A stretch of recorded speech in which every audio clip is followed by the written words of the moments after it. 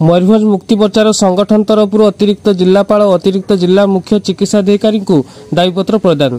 मयूरभंज मुक्ति मोर्चा संगठन तरफ शुक्रवार जिला सभापति धर्मराज हांसदा नेतृत्व में जिलापाल उद्देश्य अतिरिक्त जिलापाल नेत्रानंद मल्लिक को एवं जिला मुख्य चिकित्साधिकारी उद्देश्य अतिरिक्त जिला मुख्य चिकित्साधिकारी विजय कुमार दास को दायीपत्र प्रदान कर संगठन दाबी मुताबक मयूरभंज जिलार बहु आंदोलन पर मेडिकल कॉलेज प्रतिष्ठा होगा सत्वे दुखर विषय आज को प्राय 6 मास ऊर्ध हो जिला मुख्य चिकित्सालय आंतरिक दर्शनी परीक्षा बा एंडोस्कोपी टेस्ट मेसीन उपलब्ध थिले सुधा डाक्तर नथिबा कारणरू जिला सारारे लोके केवल चिकित्सा पई आसीबा बेले आवश्यक पड़ले बाध्य होई बेसरकारी जगह जाई अजथा खर्चांत होचंती।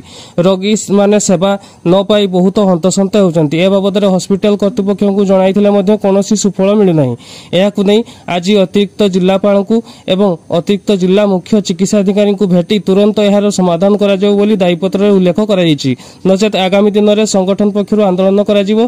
तेबे एही दायीपत्र समय संगठन संपादक ठाकुरा सोरेन, बुद्धिराम मुर्मू, रुकेश लाकरा, नरेंद्र सिंह, अजय महांत, दुखिया टुडू, विश्वजित मुर्मू प्रमुख उपस्थित थिले बोली आज अपराह्न प्राय 4 घटिका समय संगठन पक्षर सूचना दिया।